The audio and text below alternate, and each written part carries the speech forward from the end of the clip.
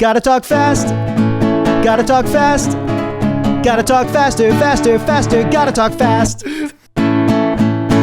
Welcome to an oral review of Archie Comics' Sonic the Hedgehog, reminding you that political violence is not a good thing in the practical sense.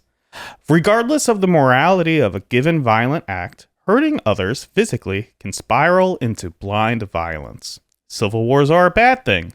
For people in the developed world who are not used to political violence on that scale, you do not want it. Be practical, be realistic, don't LARP and act tough. Make a real difference by getting to know and build your community. I'm Nick, and except for this intro, I wrote the script. And I'm Dominic, and except for this intro, I haven't read any of today's script. And yeah, honestly, the thing that spurred this discussion about extreme political violence really was this comic and nothing else in current events. Right. But really, people in America specifically, but really just in the developed first world, Western world, except maybe Ukraine, like, we don't have that concept of that level of violence. We are several generations removed from that. Right. Like, truly, like, you Civil War is not in any way glorious, glamorous, not even like the American Civil War. I'm excited for this comic to explore the relationship between, how do I word this? Extremism on the far right and femboys. In some isolated cases, they're one and the same. It depends on which commentator you're talking about. But in terms of the Sonic comic, yes, I am very curious about that as well. Yeah, I can only assume that there's going to be a website that's formed at some point in this comic that a lot of ostracized people will, what's the word I'm looking for? Come together, but more elegant than come together. Convene. Come at the same time. There you go. Yeah. Come at the same time. Simultaneous. And I that made me lose track of the bit I was trying to do. I'm not going to lie. I had an end goal. Look, the lesson is you don't want Syria. Syria is a textbook example of a sectarian conflict that's messy, ugly, it's prolonged, and it's a lot of it is urbanized, and it's just really, really, really bad. Mm-hmm. And that's what Civil War looks like in the 21st century. Honestly, it looked that way in the previous century too. But with cell phones, with drones, with just the muddy political nature of everything, it's very difficult to have quote unquote any kind of clean war like that, like it was in the original American Civil War. If you were Ken Penders, how would you incorporate the Syria, we'll say, conflict into the Sonic the Hedgehog universe? I don't even think we need to go there. I think we need to just look at what was happening during Ken Penders' time. So in the 90s, 96. Yes, 96. So that's only a couple years removed from the massacres happening during the breakdown of Yugoslavia and all those states, forming on their own with the death of Tito. How exactly that conflict evolved and devolved with the localized genocides, and again the sectarian conflict really isn't studied enough. How I know you're autistic? What? Most people would just yes and the Syria conflict, do a small little joke, and then we'll just do the comic. Well, what makes the podcast? What makes but you're like, let me tell you the real answer here. Yeah, people want the truth, and it was ugly. People don't study the breakdown of Yugoslavia enough. People people barely even know where Serbia is on a map, let alone what the hell they did. Like the NATO bombing of Belgrade had such a marked effect of Russia post-Soviet Union that it drove away. And I would say that was an intervention that needed to happen, right? Mm-hmm. And even that was something that the cause and effect of that really affected Russia. Post collapse of the Soviet Union. Like even it fuels how Putin acted and how he would continue to act throughout the decades. So, but again, that's all beside the point. In terms of the brutal, localized, neighborhood level sectarian conflicts, that is what political violence rapidly devolves into when you have a breakdown of a society. And again, regardless of the morality behind that, like I would say that the original American Civil War, the morality behind that is actually pretty clean cut. Like they couldn't have been any more, like any bigger of a clean setup in terms as bloody and not clean as that war was, in the literal sense. Even the casus belli of it all there was all very much clean. It was still a massively bad conflict for the United States. Because again, remember, every single death for the Confederacy, however deserved as it may have been to end slavery, that still counts as a conflict, as a casualty for the rejoined United States. So, and that's why it is America's worst war, more than anything, right? And that's what you don't want. Then that is where Robotropolis and that is where Mobius winds up in. It's a post that world, right? The sectarian conflict is, we're beyond sectarian conflict in a sense. It is now just one massive fascistic leader who has genocided everyone by roboticizing them. That is the horror of Mobius. That is the terror of the underlying grim dark nature of Sonic the Hedgehog, Archie comics specifically. I was worried that we'd be out of practice. We haven't recorded an episode in a while, but you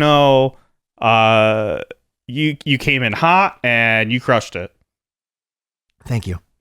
That was congratulations. All right, shut up. I need to talk about this. Okay, here we go. We are reading Sonic number 37. Release date January, March, April, May of 1996, published in August of 1996. The Day Robotropolis Fell, Part 1. Written by Angelo De Cesare and art by Brian Thomas. This is the first time we've seen Brian Thomas? I should have looked it up, but the name doesn't ring a bell. But there was another time the name didn't ring a bell, and I'm wondering if it's him. It's that bell, yeah. Yeah, so... I feel the same way. If that's the bell. It could have been either like a specific story for a miniseries or something. What was his name again? Brian Thomas. This is number 37, so it seems like he did 34. Okay. Oh, okay, he did that one. And then like cover artwork as well, it seems, according to... And it seems like we'll only see him one more time, and then he gets the boot. All right, here we go. Sonic is relaxing on a heap of garbage.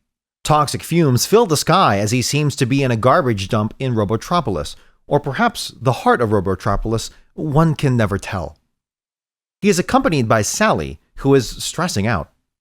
Uncle Chuck has sent these two coordinates on where to meet, and he has not shown his face yet. Sally frantically checks Nicole, her supercomputer, if they are indeed at the right place. Suddenly, the pile of trash that Sonic has been resting on lifts from the ground, flinging Sonic a few feet away. The garbage lifted up to reveal a hatch, with stairs going down into a bunker, and with Uncle Chuck waiting at the bottom. Sonic and Sally go down and find that Uncle Chuck has created a secret base with high-tech security and surveillance systems. Uncle Chuck directs Sally and Sonic's attention to a computer monitor that is measuring seismic activity, and the data is indicating that Robotropolis is about to have a major earthquake. Uncle Chuck details Robotnik's plan. Robotnik plans to hover above the city in a spacecraft until the quake is over. Then he's going to land and start rebuilding. Sally butts in, conniving as ever, asking how the freedom fighters can take advantage of this situation. Well, while Robotnik's gone, Robotropolis will be defenseless, but only for a short time. The three decide that when Robotnik's in the air, that is when they'll make their move. We cut to Robotnik and Snively, loading up his spacecraft with SWAT bots. His spacecraft looks exactly like the Technodrome from Teenage Mutant Ninja Turtles, but smushed vertically to give it a cliché UFO look. The two load the spacecraft with as many SWAT bots as it can carry and fly off to the heavens, leaving behind thousands of bots to perish. Uncle Chuck, Sally, and Sonic see the spacecraft leave. Uncle Chuck, being the natural hero that he is, runs off to try and de-roboticize the remaining bots before the earthquake. The three of them rush up to where the de-roboticizer is, but the doors to the machine are locked. At that moment, the floor begins rumbling. It begins. End of part 1. Can you also pull up the reference, what you're talking about for Teenage Mutant? You can't just I've not seen block the Technodrome Nope. from Teenage Mutant Ninja Turtles? I don't think I've... Well, it looks exactly like what's in the comic. That thing looks stupid as fuck. What the fuck? With the giant eye? Nick giving me that look. No, dude, that looks stupid. That looks rad as hell. Is this a shredder machine? I believe the Technodrome is from Dimension X. Okay, I'm way out of my league here. I could be wrong. I'm way off base. I have no context for this. I didn't know they did dimensional stuff. Oh yeah, you don't know about the teenagers from Dimension X? Nope. They're pretty rad. Nope. So I was looking back because I was like, there's no plan. We don't know why Sonic and Uncle Chuck and whatnot decide to go to Robotropolis when Robotnik leaves. We really don't. I think it's implied that... Well, no, because I forget already, but we'll find out. But is saving the roboticized denizens of Robotropolis, is that incidental? Do they improvise that? That's to me, I interpreted, yeah, he like, they go there, and then Uncle Chuck is like, we're going to derail this plan to roboticize some people. But we don't know what the plan is. We don't know what the plan, yeah. I'm not insane, right? Hold on. They ask, what's your plan, Uncle Chuck? They say that, but then go back up to the last time we see Sonic and Sonic. How can we take advantage of all this? Yeah, Sonic says that's when we'll make our move. But then, yeah, they don't actually explain what that move is. So, yeah, okay. Yeah, so the insane thing is we don't know why they're going into Robotropolis. We find out about Robotnik being like, hey, I'm going to go fly up and hover above the city. And then Sonic just says, that's when we make our move. And he makes it seem like there's a cool plan and something. But then they go to the city, and Uncle Chuck's is just like, I'm going to just de-roboticize a bunch of people, which is objectively a good move. Yeah, that's you should great. Do that. But like, what was the original move? Yeah, why were they there? That is unclear to us. I'm on the same page as you. I think what they meant to portray, the authors here, or De Cesare was attempting to do here, was Sonic and Sally, or like, so they had no idea this was happening in the first place. Uncle Chuck clues them in. Right. So Uncle Chuck is the mastermind of whatever plan they're doing. And I think Sonic and Sally are like, we're with you, Uncle Chuck. We'll make our move when whatever move that is, that's when we'll make our move. So you think this was just Uncle Chuck's plan? From the beginning, yes, from the jump. It was just very poorly explained. Like it's a very, it doesn't make sense. No one would act this way, or rather, it would be a better briefing than this. Yeah, I agree. It's out of order. Okay. The way and the sensible way to explain this scenario, but it's done in a very comic book, or it's done in a way that's convenient for us for the comic book, for the portrayal of a comic. Yeah, I'll accept it. You shouldn't, but yes, we'll have to accept it. Okay, so that makes more sense that his plan is to go there, just de-roboticize a bunch of people, and I accept that plan. That's a good plan. That's a great plan. That's a great way to goal. go, Uncle Chuck. That's a goal. That's not a plan. That's a goal. That's one of my favorite lines from one of the Saints Row games. I forget. Yes, it's in 3. Yeah, I think. It's like, bitch, that's a plan. That's a goal, not a plan. Yeah, I think that's literally in the opening. They're just like, what's our plan here? Just like, we're just gonna steal the safe or something. Yeah. I find it interesting, and I'm sure it was done on purpose, but I'm not sure why. That we go through the entire, and maybe this is a conversation for at the end of the story. We come off the heels of Knuckles' story of being like, we need to lift Angel Island to avert this natural disaster. Yeah. And then they literally do the same story again with Robotnik. I guess I consistently love how this whole planet's like solution to so much is just lift it up in the air. I mean, it's a power move. It's not a bad. It clearly works. To be fair, yeah, if we could do the same thing, would we? Probably. Yeah, probably. Does that bother you on a meta level? Like you're getting annoyed by like there's a reason for it, right? And I'm not understanding the reason why, unless it was just to show that Robotnik is selfish, and when he lifts his thing up, he's willing to destroy everything and build anew, while there are innocent lives at stake that he doesn't care about. I mean, does he really consider anything other than his own life like something worth saving? Exactly. So like it makes sense, his move of just like, I'm only gonna deal with these swap bots and ignore everything. Just a token force to keep me safe, and then we're good. Yeah, I don't know if we need this, because, well, you know what? I'm getting ahead of ourselves. You're right, but I believe the end goal is just to portray. It's just to have a moment here. It's to develop the characters of like their selflessness. Yeah. But yeah, I agree that it is.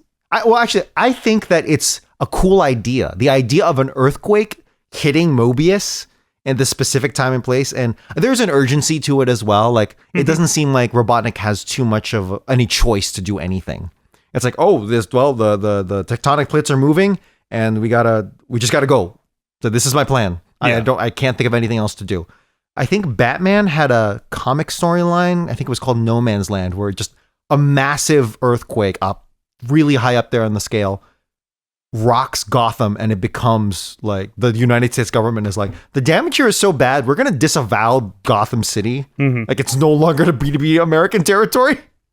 And so but then it like shows how with the backdrop of this terrible situation, what does that reveal about our characters? And I think it's the same idea here.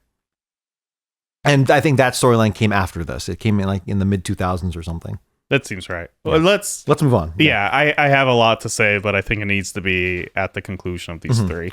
The Day Robotropolis Fell, Part 2. We open on our three heroes maneuvering through a hole in the wall that is opened up from the earthquake. Uncle Chuck rushes to the de-roboticizer and activates an alarm so that all bots in the area will converge on them. There's not enough time to de-roboticize everyone one by one, so Uncle Chuck is going to attempt to overload the circuits, causing it to explode and creating a blanket effect. The bots rush into the room and Uncle Chuck activates the machine, exploding. The machine explodes, right? Yeah. Okay. The bots rush into... Well, we don't know if Uncle Chuck explodes. Okay. He's not... We don't see him. That's a good point. Everyone is knocked to the ground. Smoke fills the room. Uncle Chuck appears in front of Sonic, still roboticized. Sonic asks why he didn't de-roboticize himself. I'm much more valuable to our cause as a bot, Sonic. My time will come someday. Besides, my theory worked. We see all the bots have rushed in earlier are now the animals they once were. More tremors happen, and all the animals now rush out of the lab to the outside of the building. They are outside, trying to formulate a plan on how to get outside of the city when Rotor appears with a giant plane. It's more like a ship, right? It's like a cargo ship that can house a lot of people. Yeah, cargo ship. Cargo plane is... Yeah. Cargo plane. You're right. You're right. Okay. Everyone starts loading into the plane when Rotor starts explaining that he wasn't expecting so many people and does not have enough room in the plane for everyone. Uncle Chuck tries to be a noble sacrifice and stay behind. However, Sally orders him to get on the plane. Sonic and Sally stay behind as the plane flies off, holding hands, ready to face whatever trials the city has, together. End of part 2. Okay. Couple of things. A lot of things. You lead. I want to open with, so he can explode this de-roboticize array everywhere and choose not to de-roboticize. Like he can angle it in such a way where it skips him. It was an explosion. Yeah. The whole room Yeah. was engulfed in this. That's not how explosions work. Yeah, and he just decided. I mean, whatever. Well, I acknowledge wanting to stay a robot is probably a smart move. Don't get me wrong. It's just the way they did it was It's just so like dumb. that was insane. Yeah. Like they should have. He needed to like go into like a control room or something and push a button that's outside of whatever's about to happen for this to make sense. I don't know if that's nitpicky, but that just annoyed the shit out of me. It is technically nitpicky, but it's such a glaring thing. It's like that doesn't make sense to me. But no, the thing that gets me is how once again another evidence of how casually we are treating de-robotization. Yeah. And I don't like that at all. Like roboticization was built up to be this thing that is, and look, I'm not completely opposed to making it reversible, but just how casually we make it here and have in stories past. I've forgotten the stories, but they've done it. And it's like, okay, that seriously provides an issue for like Bunny's character. That's central to her character, which we will address, shortly in the next story. But just like, that's such a roboticization is legitimately a really cool idea. Well, it like as a plot device. Yeah, you're right in the sense of like it's making it not as the heavy. Stakes are yes. a lot lesser, right? Because now I'm like, okay, well they've proven that you can de-roboticize with like an explosion, right? Yeah. So that's massive, actually. Yeah, I'm fully expecting like de-roboticizing grenades at some point, right? Like, and you just throw them off and like, yeah. I agree. I don't like. How cool would it have been if he failed? That's what more stories need to embrace. And he has to. All those bots die, and he's just wrecked with guilt. That would have been really cool to see. And then Uncle Chuck starts like drinking oil. Nonstop. Okay, not the edgy part, but more so just he's just alone in an apartment. It's just you ever see the movie The Punisher? Yeah, from 2004 with is it 2004? That feels right. The one with John Travolta. The Punish, I think so, because the Punisher movie that I enjoyed was the one where he fools this mid-level guy, so he wasn't worthy of killing, but this mid-level guy of like, you can't see what I'm about to do, but I have a blowtorch. Yeah. That's the John Travolta one. Yeah, but instead he just uses a popsicle.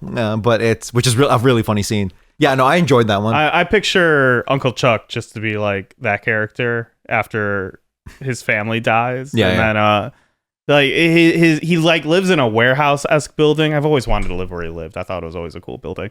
But like there's nothing in there except for like a bottle of alcohol and a table and a chair, and that is it. And that's what I picture Uncle Chuck. That's an unreasonable expectation from us for a teen comic. I disagree.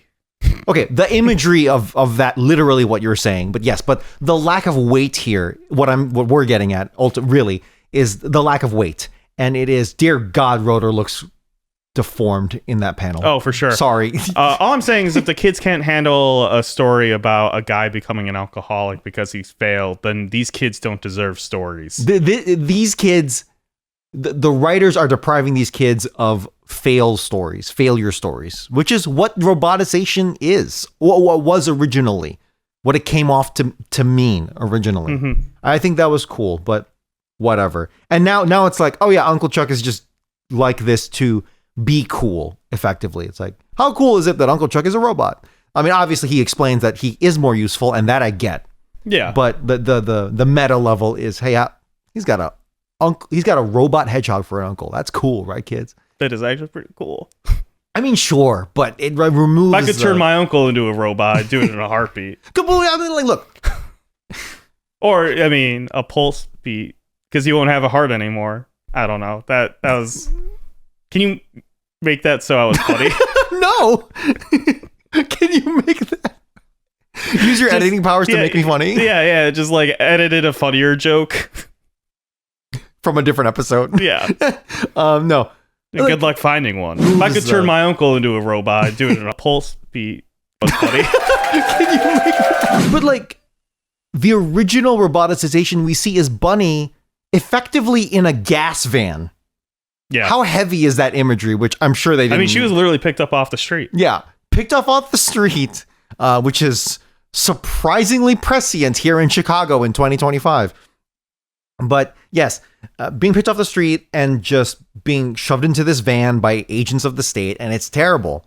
And yeah, the permanency of that happening to her character is so central to her character, as literally evidenced by the story that we'll talk about soon. So I will stop right there. So let's just move on. I want to talk about this cargo plane. Okay. And how dumb it is. Yes. That Rotor was just like smart enough to bring a cargo plane. I assume a lot, like, cargo plane can like handle a lot of weight. It could have handled that many people. They had, I guess Rotor calculated the exact number of people he would need, and brought the perfect size plane, and was just like, one of you's got to stay behind. Yeah, exactly. One. And then Sally was like, well, I'm not going to leave Sonic behind, which again, insane move, because she's literally like their royalty. Yeah. But whatever. Fucking insane. It's, again, we don't mean to be that, like, there is nitpicks, and then there's like, this is really taking us out of it. This is nonsensical. I'm sorry. How it would have been so easy to be like, hey, Sonic, we need to quickly steal this data from the computer before we leave. But like, we're dying and you're the fastest thing alive. Can you go quickly grab this data and then meet us at like Knothole Village while we fly off? Like, yeah. And then he just grabs a flash drive and grabs what he needs and leaves. Just something, man. Yeah, like, hire me, Sonic. Hire me, Archie from 20 plus years ago. The Day Robotropolis Fell, Part 3. Sonic and Sally are rushing through the collapse of Robotropolis. Buildings collapse all around. A piece of a building falls on Sally, knocking her out. Sonic picks Sally up and carries her throughout the city, dodging buildings as they fall. The two escape.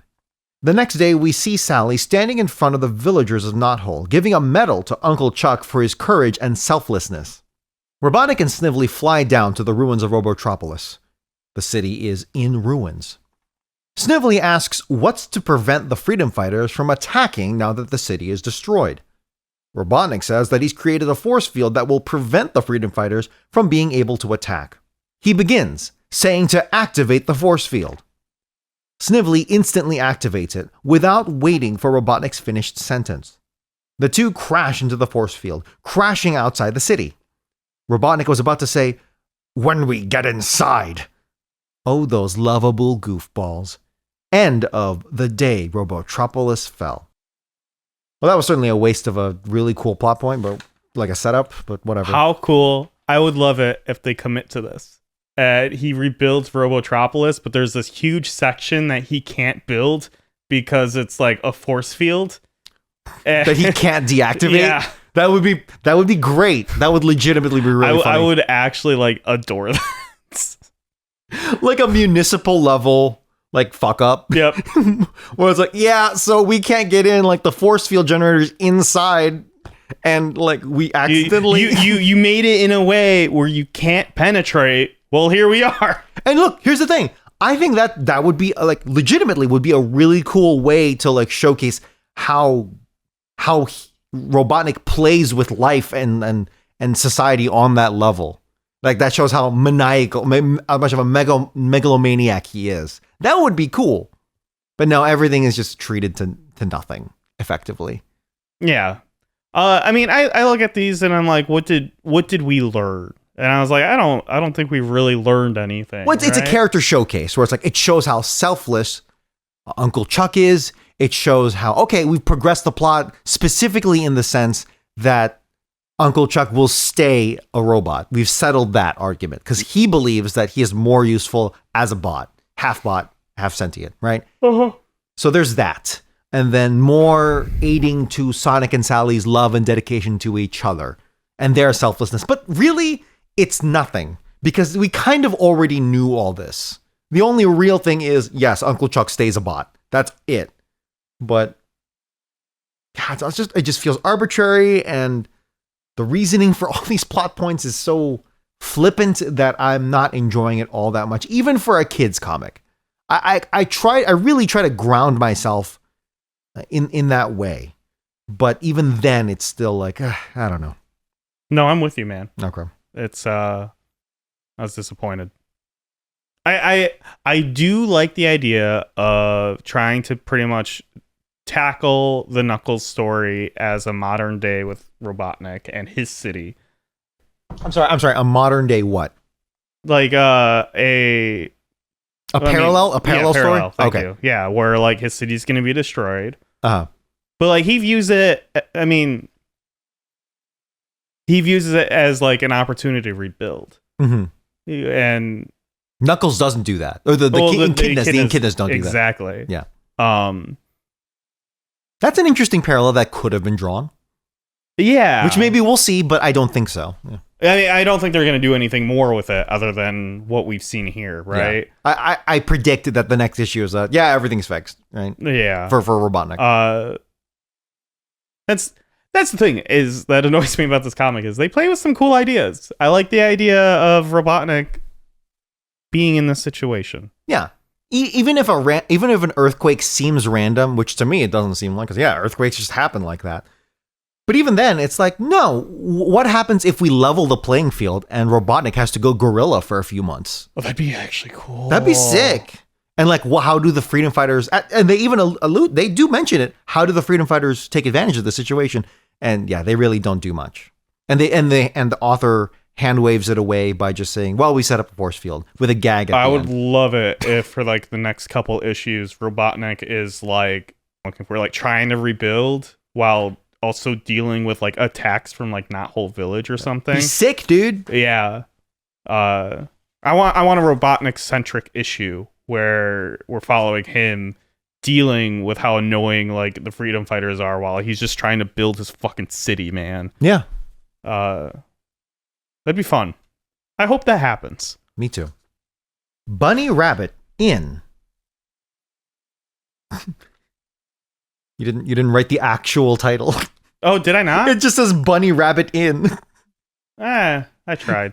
Bunny Rabbit in Bunny's Worst Nightmare. Story and art by Rich Kozlowski. Sorry.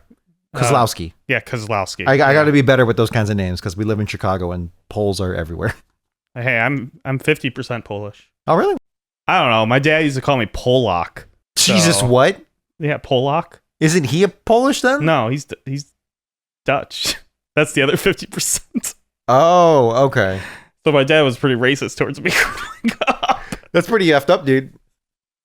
Can I keep that? Yeah, that's fine. Okay. We got some Nick lore here. White on white violence. Mm-hmm. Punchkis versus dams. Okay. Bunny is watching the freedom fighters play some volleyball, getting some much needed R&R under a tree. She calls out to get going and they all leave for Not Whole Village. Along the way, she develops an itch. When they reach Not Whole, the itch has gotten worse. We see that the rest of her body is becoming more robotic, as if the robot part of her arm is expanding and invading the rest of her body. Rotor takes Buns and puts her on a lab table and starts analyzing her. Fascinating. The circuitry and relay seem to be functioning as an automated self-replicating system. In other words, the roboticized parts of Bunny seem to be growing on their own. Rotor apologizes and says he doesn't know how to stop it.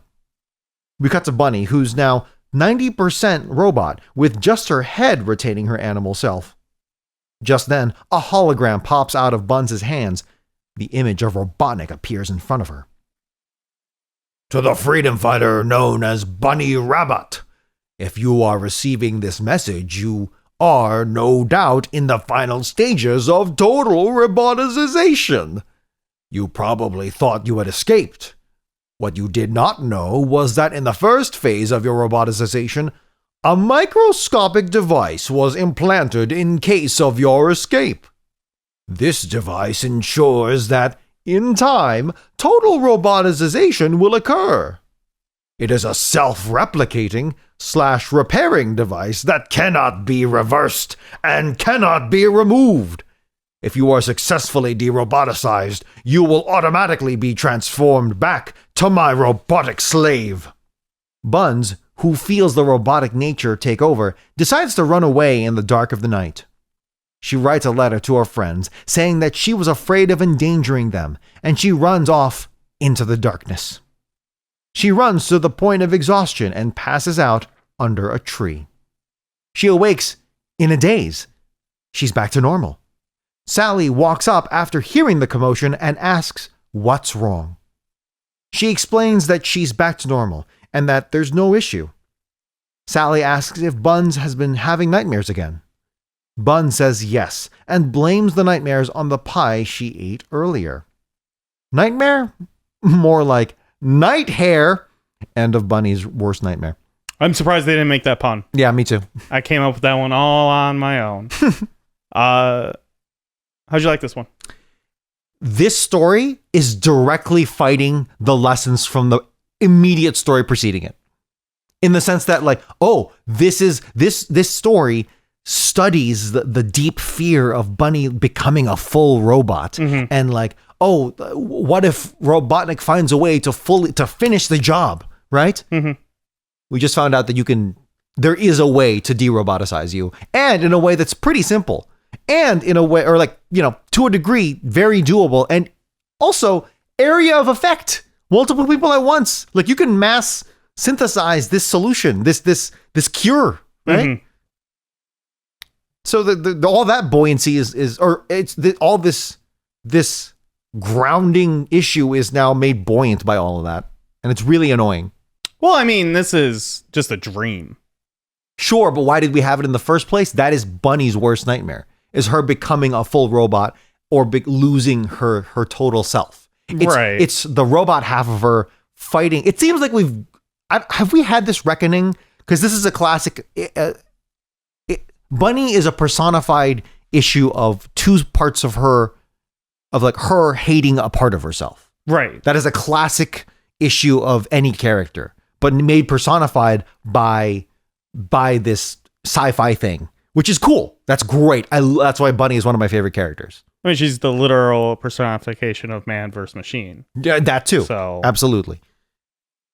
But and like, yeah, this whole story tries to explore that, but in the background, we just had this story that says that it is reversible, right? But the question I was asking is, has she made peace with it? No, this is that story beginning to develop for her, this arc for herself, right? Right. I love this story.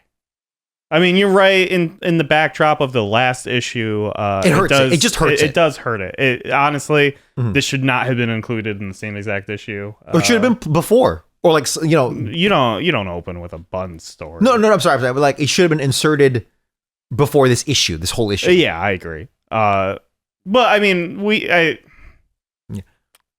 they change lore probably all the time. Like, sure, them being able to deroboticize a bunch of people all at once might not come back at all. Suddenly it will become permanent again. Yeah. And normally I'm not a fan of dream stuff, but this is one of the few times when the dream works in the sense that you're actually like learning about Buns and her like psyche, which is she's always thinking about what if she becomes less, not less human, less bunny, you know what I mean? Yeah. And it's shown that it's a constant fear that she dreams about a lot. Because Sally implies that she has nightmares all the time. And assuming that this is, we don't know all of her nightmares, but I think it's a safe bet that it's mainly about her losing her humanity, right? Yes. And so I really like this little story. Yes, I front loaded my gripe, but ultimately I did like it. Yeah, and I love the idea of this. Really, there's not much else to say other than we're getting into some deeper character stuff here that I very much enjoy, and I'd like to see it play out. Yeah, this is like the deepest character moment we've gotten so far. One of them, certainly. Yeah, and so more than a whole miniseries have done dedicated to individual characters. How embarrassing is that? For this guy, for this random writer, not random, but Rich Koslowski. Okay. Which I think I've seen that name before. We have. But we don't see it often. Yeah, you're right. This had more characterization in it in a short story than the whole Princess Like Sally miniseries, which was just Ken saying like, and then cool stuff happened. Yeah, I made this cool character. Yeah, talk about embarrassing. It is pretty embarrassing. Beyond that, even we're not going to belabor that too much. But how do you feel about the dream setup? So this is just in general. How do you like stories handling dream sequences? I mean, it depends on how they do it. Right. So how do you feel like they did it? So I think they crushed it. I think they did exactly what they're supposed to do, which is you create a dream that deals with an internal issue that is not easily seen on the surface. And so in this case, it's Bun's internal fight with herself of being like, I'm still me, even if I'm part robot, right? Yeah. Like, it doesn't matter that part of me is this machine. I'm still me. And her losing that battle and becoming a robot is what she's most afraid of. And it shows it perfectly in this. Yeah. Do you think this story, because I'm neutral on it, I don't know. Do you think the story would have been served better if the dream sequence in and of itself was a surprise? No. Like in the first page. Because it's very set up to be a dream. And you like that. Yeah, I mean, I don't think it takes away from it. It doesn't hurt it, and you don't think it would have been served better if it was... what I'll say is I didn't realize it was a dream at first. Really? No. Okay, first of all, the title is called Bunny's Worst Nightmare, and she's literally dozing. The first panel is her dozing off under a tree. Well, I don't think she's dozing. She looks pretty awake in that. I do realize it's called Bunny's Worst Nightmare, and I figured it out, like, when she's becoming a robot. So by page 2, I figured it out. But I don't think it's hampered by the fact that it's a dream. Yeah, because you're still figuring out the character moment. The wider question I was really getting at is, in whatever medium, but stories in general, do you think it's better served that the dream is a surprise, or that from the jump that it's a dream? It depends on what they're trying to do. All right. I think it's contextual. It's very contextual. Very contextual. It doesn't. Yeah. But here you don't mind that it was very obvious. No, not at all. Okay. Cool. Because I got the character stuff. Like, I learned more about Buns. And, like, granted, did I assume this about Buns? Yes. I did too. But it's nice to be able to see it. Yes. It's actually like we're delving into the psyche of this the is character. Literally like what I've been asking for is more stuff like this. So we commend it. Rich, good work. Yeah, I was very happy when I read this. And that's the issue. Only 378 left to go. Is that the number? I just lowered it. Okay. So assuming, but you were gonna go back and add in Sonic X, right? Oh, I super did not do that. Yeah, I know, because as soon as you said like I'm gonna go back, you're not gonna go back. I'm gonna go back. We'll see how many podcasts it takes for me to go back. Yep. Only Speed Boom like did the math very early on, and I think we just ignored it. No, 100%. Yeah, because we're terrible people. I'm sorry, Speed Boom. And that's the issue. Only 378 left to go. I'm Nick. I stream at twitch.tv/Mojosource, and my personal Blue Sky is at Mojosource. I've been streaming with Mike F, and we've been playing No Man's Sky. On your personal? On my personal. Yeah. I finally decided I plug my Twitch every single week, and I don't stream. So I'm starting Tuesdays at 7 p.m. Central. Sometimes 7:15. It really depends on when Mike F can put his kids to sleep. Yeah. Go ahead. And I'm Dominic. You can follow my jazz adventures in Chicago at Blue Collar Jazz, and my personal Blue Sky is at Dom Guan. Additionally, you can make sure to follow our YouTube, where we're starting to get into like some live streaming stuff on that end as well. Like I recently just did another music transcriptions stream where I repeatedly, if you like music, particularly the music of Sonic the Hedgehog, we break it down as to why, like really on a note by note level, and work from there, why those songs are so cool. And you can, because it's a stream and people like long streams where you see the minutia of every little detail on how it's done. I listen to each chord repeatedly to try and break it down, and then work from there to make it, piece it together, and see what's like, and then at the very end do some commentary and dissection and analysis. So yeah, Dominic sits down, beats his head against a music piece. Yeah. And I've been streaming. I've been beating my head against Sonic completely as I'm trying to 100%. Yeah, I'll say it out loud. Every single Sonic game. Yeah. Because you're stupid. I'm a broken person. He made a vow, and he regrets it now. We also have a video version of the podcast. I think you said this, where you can follow along with panels and watch our handsome faces. Shout out to our audio listeners. Like really, legit. Just so you know, we also have a YouTube channel. But shout out to our audio listeners. We acknowledge you. You can write into the show at sonicgrams@gottatalkfast.com, ask us questions, provide corrections, and give your opinion on this week's issue. Don't forget to like and subscribe, and remember, when life keeps going fast, you gotta talk fast and just get through it. We love you. Gotta talk. Gotta Talk Fast was written by Nick Folkerts and edited by Dominic Guanzon. Intro and outro themes recorded by Dominic Guanzon. Gotta Go Fast originally composed by Norman J. Grossfeld, Joseph Garrity, and Russell Velasquez. Gotta talk. Gotta talk. Gotta talk. Gotta talk. Gotta talk.